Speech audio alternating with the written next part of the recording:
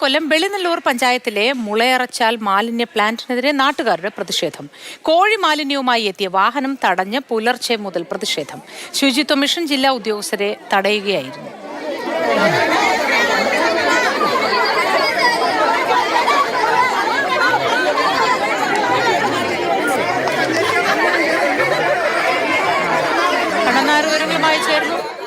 കണ്ണനായർ, ഈ പ്രതിഷേധത്തിന്റെ കാരണം എന്താണ്? മാലിന്യ പ്ലാന്റ് ജനവാസ മേഖലയിൽ ഉണ്ട് എന്നതായിരുന്നു. ഇതിന്റെ കാരണം എന്താണ്?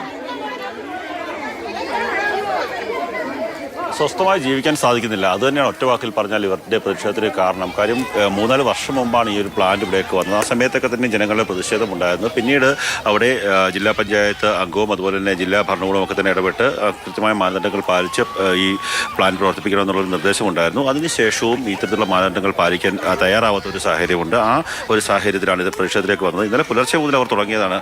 ചേച്ചി, ഇന്ന് പുലർച്ചെ മുതൽ വന്നിരിക്കുകയാണ്. രാത്രി മുതലേ ഉറക്കമൊഴിഞ്ഞ് സ്ത്രീകളും കുട്ടികളും പുരുഷന്മാരും ഇവിടെ ടാപ്പിംഗ് തൊഴിലാളികളും തൊഴിലുറപ്പ് തൊഴിലാളികളുമാണ്. അവരുടെ ഉപജീവനത്തിനുള്ള ആ തൊഴിലിന് പോലും പോവാൻ പറ്റാത്ത രീതിയിൽ അവരിവിടെ ഉറക്കമൊഴിഞ്ഞിരിക്കുകയാണ്. ഇവിടെ സർക്കാർ ഉദ്യോഗസ്ഥരല്ല ഈ ഇരിക്കുന്നത്, സാധാ ജനങ്ങളായിരിക്കുന്നത്.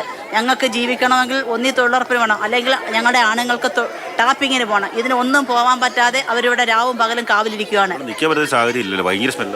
സ്മെല്ല് ഇപ്പം തന്നെ നിങ്ങൾക്ക് ബോധ്യമായി കാണുമല്ലോ. ഇത്രയും ദുർഗന്ധം പിടിച്ച ഈ സ്മെല്ല് ശ്വസിച്ച് 3-4 വർഷം കൊണ്ട് ഞങ്ങളിത് അനുഭവിക്കുക. ഞങ്ങളുടെ ഭർത്താക്കന്മാർക്ക് 2 ഓപ്പറേഷൻ കഴിഞ്ഞ് സ്പേസ് മേക്കർ വെച്ചവർ അവരെയാണ് പോലീസ് വന്ന് വലിച്ചെറിഞ്ഞ് ഈ സ്പേസ് മേക്കറിന് ഒരു ചലനം, നിങ്ങൾക്കറിയാം ഒരു ചലനം സംഭവിച്ചാലുള്ള അവസ്ഥ എന്തുവാണെന്ന്. അത് ഞങ്ങൾക്ക് നിവർത്തിയില്ലാഞ്ഞ് ഞങ്ങൾ ലോൺ എടുത്തായിരിക്കും ഞാൻ ആ സ്പേസ് മേക്കർ വെക്കുന്നത്. വീണ്ടും ഒരു ലോൺ എടുത്ത് ഞങ്ങൾക്ക് വീണ്ടും ആ സ്പേസ് മേക്കർ മാറാനുള്ള അവസ്ഥയില്ല. എന്നിട്ട് പോലും ഞങ്ങളുടെ നാടിന് വേണ്ടി ഞങ്ങളുടെ സ്ത്രീകളും കുട്ടികളും 16 വയസ്സുള്ള കുഞ്ഞുങ്ങളെയാണ് അടിച്ചു പൊട്ടിച്ചത്. ഞങ്ങൾ എന്നിട്ടും ഞങ്ങളുടെ നാടിന് വേണ്ടി ഞങ്ങൾ പൊരുതുവാണ്. ജീവൻ വരെ ഞങ്ങൾ പൊരുതും. എന്ത് വന്നാലും ഞങ്ങൾ. ചേച്ചി, പുലർച്ചെ വന്നാണല്ലോ, ഇന്നലെ തൊട്ടേ ഉണ്ട്. ഇന്നലെ തൊട്ട് പോലീസ് ഞങ്ങളെ ആക്രമിക്കുന്നുണ്ട്. ഞങ്ങളെ പിള്ളേരെ പേർക്കെല്ലാം കേസുണ്ട്. ഒരുപാട് കേസിൽ പ്രതികളാണ് ഞങ്ങളല്ല. ഞങ്ങൾക്ക് 20ഓളം. നിങ്ങളുടെ ആവശ്യം ഞങ്ങൾക്കിത് മാറ്റണം, എന്നേക്കും വിടാം. ഞങ്ങൾക്കിത് വേണ്ട, വേറെ എന്തായാലും വേണ്ട. ഞങ്ങൾ ഉറക്കോ ഞങ്ങളെ പിള്ളേരെയൊക്കെ കൊന്നു കളയോ, അവർക്ക് ഇല്ലാത്ത കേസുണ്ടാക്കുക. ഞങ്ങൾക്ക് എന്നത്തേക്കും ഇത് പോകണം. ഇപ്പം ജില്ലാ പഞ്ചായത്ത് അംഗം സംഘ ഡാനിയലുണ്ട്. അപ്പം നമ്മൾ കുറേയേറെ സമരങ്ങളൊക്കെ തന്നെ ചെയ്തതാണ്. ഇപ്പം എന്താ ഒരു അവസ്ഥ? ഇന്നലെ രാത്രി മുതൽ ഇവിടെ സ്ത്രീകളും കുട്ടികളും അടക്കം ഈ വണ്ടി തടഞ്ഞുകൊണ്ടാണ് സമരം യഥാർത്ഥം. അതിനു മുമ്പ് ബന്ധപ്പെട്ട അധികാരികളുടെ മുന്നിലേക്ക് കളക്ടറേറ്റ് മാർച്ച് ഉൾപ്പെടെ ഈ റെൻഡറിംഗ് പ്ലാന്റിന്റെ മുന്നിലേക്ക് ഉൾപ്പെടെ ആയിരക്കണക്കിന് ആളുകൾ പങ്കെടുത്തുകൊണ്ടുള്ള മാർച്ചും സമരവും എല്ലാം നടന്നു. അതിനൊടുവിലാണ് യഥാർത്ഥം ഈ വാഹനം തടയുന്ന സമരത്തിലേക്ക് യഥാർത്ഥത്തിൽ പോയത്. പോലീസ് അവരെ യഥാർത്ഥം നടു റോഡിൽ വലിച്ചഴയ്ക്കുന്ന സമീപനമാണ് സ്വീകരിച്ചത്. അവരെ മർദ്ദിക്കുന്ന സമീപനമാണ് സ്വീകരിച്ചത്. പക്ഷേ സമയോചിതമായ ഇടപെടലിൻ്റെ അടിസ്ഥാനത്തിലാണ് ആ സമരം സമാധാനപരമായി മുന്നോട്ട് പോകുന്നത്. ഇപ്പോൾ മണിക്കൂറുകൾ കഴിഞ്ഞു. ഇപ്പോൾ രാവിലെ തന്നെ കളക്ടറെ യഥാർത്ഥത്തിൽ ബന്ധപ്പെട്ടിരുന്നു. RDO ഇവിടെ സ്ഥലത്തെത്തി, ജോയിന്റ് ഡയറക്ടറും അതുപോലെ തന്നെ ബന്ധപ്പെട്ട അധികാരികളും ഒക്കെ വന്നെങ്കിൽ പോലും ഒരു അന്തിമമായ തീരുമാനം എടുക്കാൻ കഴിയുന്നില്ല. ഇപ്പോൾ ഞങ്ങളെ സംബന്ധിച്ചിടത്തോളം ഈ സമരത്തിൽ നിൽക്കുന്ന മുഴുവൻ ആളുകളെ സംബന്ധിച്ചത് കക്ഷി രാഷ്ട്രീയത്തിൻ്റെയും ജാതി മതത്തിൻ്റെയും എല്ലാം അതീതമായി ഒരേ ഒരു കാര്യം മാത്രമേ പറയാനുള്ളൂ. ഈ റെൻഡറിംഗ് പ്ലാന്റ് ഈ നാടിൻ്റെ സമാധാനപരമായ അന്തരീക്ഷത്തെ ഇല്ലാതാക്കിക്കൊണ്ട് ദുർഗന്ധപൂരിതമായി ഈ നാടിനെ രോഗാതുരമായ ഒരു നാടാക്കി ഇതിനെ മാറ്റിക്കൊണ്ടിരിക്കുകയാണ്. അതുകൊണ്ട് ഈ റെൻഡറിംഗ് പ്ലാന്റ് അടച്ചു പൂട്ടിയേ മതിയാവും. ഇപ്പം 2 വണ്ടിക്കകത്ത് നിറയെ മാലിന്യമാണ്. ഇവിടെ മുക്ക് പൊത്താതെ നിൽക്കാൻ പറ്റാത്ത അവസ്ഥയാണ്. ഇതൊന്ന് മാറ്റാൻ എന്താണ് മാർഗം? ഇത് ഇപ്പോൾ എത്രയും പെട്ടെന്ന് ഇവിടുന്ന് യഥാർത്ഥി മാറ്റും എന്നാണ് ബന്ധപ്പെട്ട RDO ഉറപ്പ് നൽകിയിട്ടുള്ളത്. അതിൻ്റെ അടിസ്ഥാനത്തിൽ യഥാർത്ഥി ഇവിടുന്ന് മാറ്റും എന്ന് തന്നെയാണ് ഞങ്ങൾ പ്രതീക്ഷിക്കുന്നത്. മാറ്റിയതിന് ശേഷം മാത്രമേ ഞങ്ങൾ ഇവിടുന്ന് പോകൂ. ഞങ്ങൾ ഇവിടുന്ന് ഇന്നലെ രാത്രി മുതൽ വന്ന് സ്ത്രീകളുണ്ട്. ഞങ്ങളിത് അറിഞ്ഞ രാവിലെ മുതൽ യഥാർത്ഥി വന്നിട്ടുള്ള പൊതുപ്രവർത്തകരുണ്ട്, സമരസമിതിയുടെ നേതാക്കളുണ്ട്, കുട്ടികളുണ്ട്, സ്ത്രീകളുണ്ട്. എല്ലാവരും ഈ വണ്ടി ഇവിടുന്ന് മാറ്റി ഇനി ഒരിക്കലും ഈ പ്ലാന്റ് പ്രവർത്തിക്കാൻ അനുവദിക്കില്ല എന്നുള്ള തീരുമാനത്തിലാണ് ഞങ്ങൾ എല്ലാവരും നിൽക്കുന്നത്.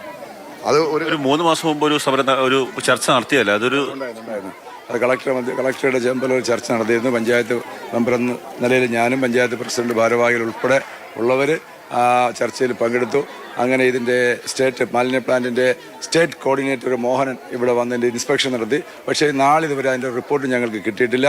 പിന്നെ ഈ അടുത്ത ഒരു 2 ആഴ്ച മുമ്പ് പഞ്ചായത്തിലേക്ക് സമരസമിതിയുടെ നേതൃത്വത്തിൽ ജനകീയ മാർച്ചുണ്ടായിരുന്നു, കളക്ടറേറ്റിലേക്ക് മാർച്ചുണ്ടായിരുന്നു. എന്നിട്ടൊന്നും ഒരു അനക്കം വയ്ക്കാത്തത് കൊണ്ടാണ്. അതുമാത്രമല്ല, കഴിഞ്ഞ ദിവസം ഈ പ്രദേശത്ത് 2-3 സ്ത്രീകൾക്ക് ഇത് ശ്വസിച്ചിട്ട് പിന്നെ അവർക്ക് ശ്വാസതടസ്സം ഉണ്ടായി. അങ്ങനെ ജനങ്ങളെല്ലാം കൂടെ സംഘടിച്ച് സമരസമിതിയുടെ നേതൃത്വത്തിൽ അവരിപ്പോൾ കിംസ് ഹോസ്പിറ്റലിൽ അഡ്മിറ്റാണ്.